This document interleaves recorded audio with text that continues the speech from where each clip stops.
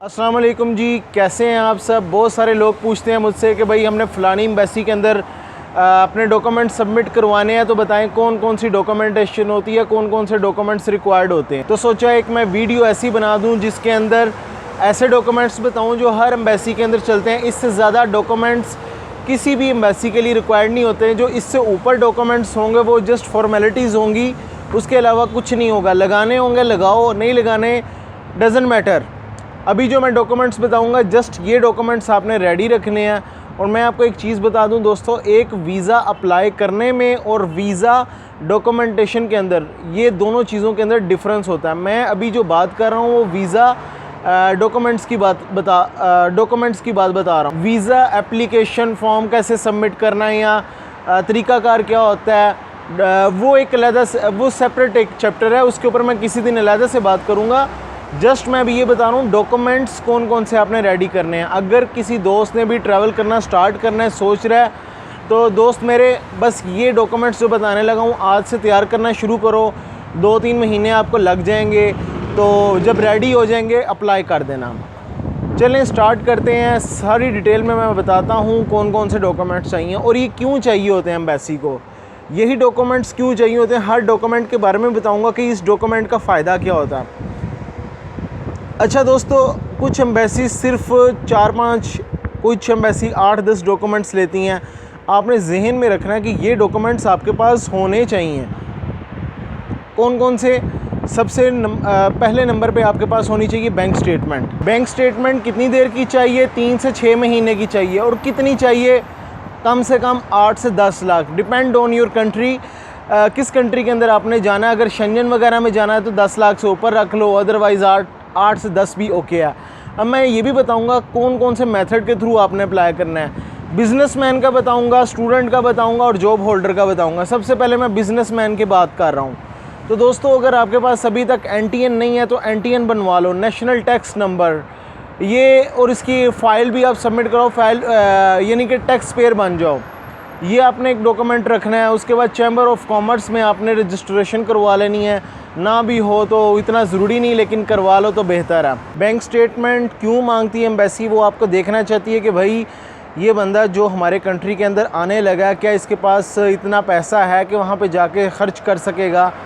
Flight जो reservation करवाने लगा है, जो फ़्लाइट के ख़र्चे वगैरह और वहाँ पे होटलिंग का, ट्रैवलिंग का एक्सपेंस निकाल सकता है या नहीं निकाल सकता।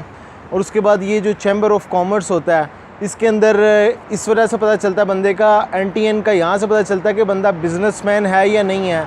और ये जो आप फ़ाइल वगैरह सबमिट करवाते हो, फ़ाइल जमा करवाते हो टैक्स की, वहाँ से पता चलता है कि इस बंदे के अपने कंट्री के साथ कितने स्ट्रॉन्ग टाइज़ हैं, ये बंदा टैक्स पेयर है या नहीं है। इस वजह से ये एम्बेसीज़ ने ये चीज़ें रिक्वायर्ड रखी होती हैं। उसके बाद आती है hotel booking, flight reservation. Hotel booking इसलिए रखते हैं कि भाई ये बंदा वहाँ पे जाएगा तो किस जगह पे जाके रहेगा। ऐसा तो नहीं है कि भाई बंदा आए और फ़ौरन ही खल्ली वल्ली हो जाए, निकल जाए कहीं पे। ठीक है, वो देखते हैं कि यार आपने जाकर रुकना किस जगह पे, आपका मकसद क्या है। ठीक है।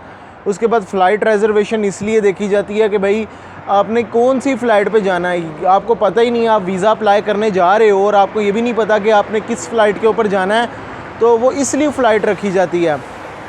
बता दिए मैंने, 4-5 डॉक्यूमेंट्स बता दिए। नंबर 1 पे मैंने क्या बताया? Hotel booking, flight reservation.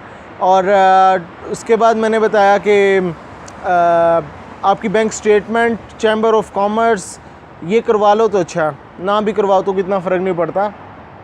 उसके बाद आता है जी ट्रैवल इंश्योरेंस। ट्रैवल इंश्योरेंस क्यों होती है?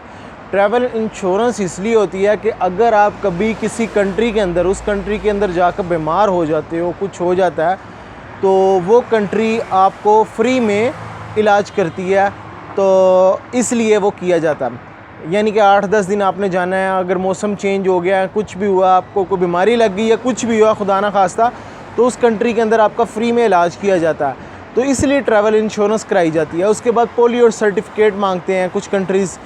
पोलियो सर्टिफिकेट इसलिए मांगते हैं कि यार आपको कोई बीमारी तो नहीं है, अगर है तो आप अपने मुल्क से ही ख़त्म करके आओ। ठीक है, कोई पोलियो की बीमारी तो नहीं है। उसके बाद जैसे अफ्रीका वगैरह में जाना है तो येलो फीवर कार्ड चाहिए होता है। वो भी इसलिए होता है कि वहाँ पर कोई बीमारी ना लग जाए, अपने कंट्री से वहाँ पे कोई बीमारी नहीं लेकर आओ। ठीक है, वो इसलिए लगाई जाती है। उसके अलावा कौन से डॉक्यूमेंट्स होते हैं?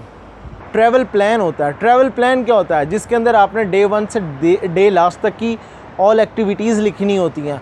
ये क्यों रिक्वायर्ड होता है? बेसिकली ये इसलिए होता है, एम्बेसी वाले देखना चाह रहे होते हैं कि आपने वहाँ पे जाके करना क्या है। आप एक कंट्री के अंदर अप्लाई कर रहे हो तो आया आपका प्लान क्या है उस कंट्री के अंदर, वीज़ा एक्टिविटीज़ का क्या प्लान है, आपने इतने दिन कहाँ पे गुजारने हैं, आपको कुछ नॉलेज होनी चाहिए ना, इसलिए ट्रैवल प्लान रिक्वायर्ड होता है। उसके बाद वीज़ा रिक्वेस्ट लेटर होता है। वीज़ा रिक्वेस्ट लेटर क्या होता है? वीज़ा रिक्वेस्ट लेटर के अंदर ये चीज़ देखता है कि यार आपने वीज़ा ऑफिसर को एक रिक्वेस्ट लिखनी होती है, आया मैं बिज़नेसमैन हूँ, मेरी इतनी सैलरी है, मेरी इतनी इनकम है और मेरी इतनी बचत है, मैं फ़लाने कंट्री में जाना चाह रहा हूँ, मुझे वीज़ा ग्रांट करके दो, मैं एक ट्रैवलर हूँ। इस तरह की एक आपने वीज़ा रिक्वेस्ट लेटर जो कि वीज़ा ऑफिसर को लिखना होता है, एक ये होता है। उसके अलावा क्या होता है? Account maintenance letter. वो क्या चीज़ होती है? जब आप बैंक में अपना अकाउंट वगैरह ओपन करवाते हो, बैंक स्टेटमेंट लेने लगते हो, तो उसके साथ अकाउंट मेंटेनेंस लेटर भी मिलता है। वो उसके अंदर ये लिखा होता है कि ये बंदे का हमारे बैंक के अंदर अकाउंट है, कब से इसने ओपन करवाया, कब से, वो सारी डिटेल लिखी होती है। एम्बेसी वाले वहाँ से देख लेते हैं कि ये बंदे का कितना पुराना बैंक अकाउंट है। ये तो हो गया बिजनेसमैन उनके लिए। ये मैंने जो डॉक्यूमेंट्स बताए हैं, ये 8 से 10 डॉक्यूमेंट्स बताए हैं, इससे ऊपर कोई डॉक्यूमेंट नहीं है। हाँ, अगर कुछ कंट्रीज़ लाइक साइप्रस हो गया, कोई फ़िलीपींस हो गया, इस टाइप के कुछ कंट्रीज़ हैं ना, वो पुलिस क्लियरेंस सर्टिफिकेट भी मांगते हैं। वो क्यों मांगते हैं? वो बेसिकली इसलिए मांगते हैं कि ये बंदा आया डिफ़ॉल्टर तो नहीं है, ये बंदा कोई क्रिमिनल तो नहीं है हमारे कंट्री के अंदर आ रहा। तो वो आपका रिकॉर्ड देखने के लिए पुलिस क्लियरेंस सर्टिफिकेट मांग लेते हैं, तो जिसकी वैलिडिटी लास्ट 6 मंथ तक की वो मांगते हैं। तो बेसिकली ये चीज़ें होती हैं। इसके अलावा कोई डॉक्यूमेंट नहीं होता। हाँ, बस फ़िलीपींस या 1-2 कंट्रीज़ हैं, वो ये भी चीज़ मांगते हैं कि आपकी जो बैंक स्टेटमेंट और पुलिस क्लियरेंस सर्टिफिकेट वगैरह वो मिनिस्ट्री ऑफ फॉरेन अफेयर वहाँ से भाई अटेस्ट करवाना है उसको, ताकि पता चल जाए कि ये बंदे ने 2 नंबरी तो नहीं लगाई हुई। जस्ट ये चीज़ होती हैं, इससे ऊपर कोई चीज़ नहीं होती। यही डॉक्यूमेंट्स होते हैं बिजनेसमैन के लिए। अब मैं बात करता हूँ जॉब होल्डर्स के लिए, चाहे वो फ़ॉरेन में जॉब कर रहे हैं, पाकिस्तान में जॉब कर रहे हैं, उनके लिए बता रहा हूँ। नंबर 1 पे उनके लिए आती है भाई NOC, नो ऑब्जेक्शन सर्टिफिकेट। आप जिस कंपनी में जिस जगह पे काम कर रहे हो, उनका नो ऑब्जेक्शन सर्टिफिकेट लगता है कि भाई एम्बेसी इसलिए रिक्वायर्ड करती है कि उस कंपनी को कोई प्रॉब्लम नहीं है, कोई इशू नहीं है, आप छुट्टी पे जा रहे हो और उसमें ये लिखा होता है कि ये बंदा हमारी कंपनी में फ़लाने दिन से काम कर रहा है, इतनी इसकी सैलरी है और इसकी डेजिग्नेशन ये है और इतने दिन की हमने छुट्टी दी है, ये बंदा साइप्रस, तुर्की कहीं पे भी जा रहा है, तो हमें कोई इस पे इतराज़ नहीं है। ये इसलिए नो ऑब्जेक्शन सर्टिफिकेट होता है। उसके बाद बैंक स्टेटमेंट लास्ट 3 से 6 मंथ की होती है। इसके अंदर क्या होता है? आपकी सैलरी का वो अकाउंट चल रहा होता है। जो कंपनी आपके अकाउंट में सैलरी डालती है, वो देखते हैं कि यार इस बंदे की कितनी सैलरी आ रही है और सेविंग कितनी है और ख़र्च कितने हैं। आया इसका जो इतना ख़र्चा है, क्या ये बंदा वहाँ पे जाके सर्वाइव कर पाएगा इतने दिन या नहीं कर पाएगा? वो बैंक स्टेटमेंट इसलिए देखते हैं। अब कुछ दोस्तों की बैंक स्टेटमेंट नहीं होती है, तो वो अपनी सैलरी स्लिप साथ में लगाती हैं, जिससे अंदाज़ा हो जाता है कि इसको by cash by hand salary मिल रही है, तो वहाँ से वो अंदाज़ा लगा लेते हैं। ये सैलरी पर्सन्स लोगों के लिए मैं बात कर रहा हूँ, जो किसी जगह पे काम कर रहे होते हैं। उसके बाद वही hotel booking, flight reservation, travel insurance और polio certificate, yellow fever certificate, police clearance certificate. उसके बाद बैंक स्टेटमेंट मैंने आपको बता ही दिया। उसके अलावा होटल बुकिंग भी मैंने आपको बता दी। ट्रैवल प्लान और वीज़ा रिक्वेस्ट लेटर आती हैं। ये चीज़ें होती हैं एक सैलरी होल्डर्स के लिए जो बंदा कहीं पे जॉब कर रहा है। अब NTN की ज़रूरत पड़ती है, जैसे कि पाकिस्तान में उन्होंने लाजमी करार दिया हुआ है, जिनकी 50,000 से अबव सैलरी है वो उनके लिए NTN लाजिम है। वो NTN बनवाएं, साथ में टैक्स पे कर दें अपना, तो ये उनके लिए अच्छा एक एज हो जाएगा, पॉइंट मिल जाएगा उनको।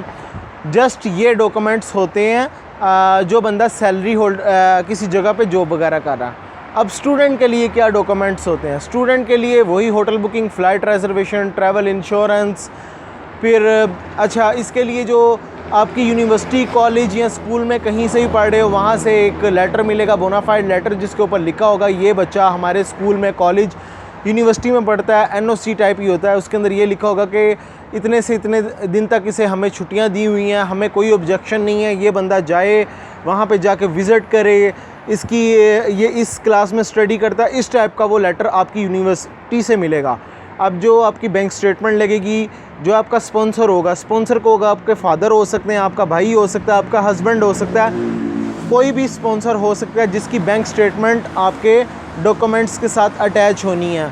बाकी आपके ब्रदर ही की, भाई की या फिर आपके फादर वगैरह की ही चीज़ें लगेंगी। स्टूडेंट के लिए बस यही चीज़ें होती हैं, कोई इतना नहीं है, बस यही डॉक्यूमेंट्स होते हैं किसी भी एम्बेसी के अंदर लेके जाने के लिए बस। बाकी आ जाते हैं प्रॉपर्टी के डॉक्यूमेंट्स और उसके बाद कार के डॉक्यूमेंट्स वगैरह, ये एक फॉर्मेलिटीज़ हैं, लगा लो ठीक ना लगाओ कोई फ़र्क नहीं पड़ता। जस्ट ये मेन डॉक्यूमेंट्स हैं जो कि हर जगह पे लगने हैं। नेक्स्ट वीडियो में मिलेंगे, अपना ख्याल रखें, टेक केयर, अल्लाह हाफिज़।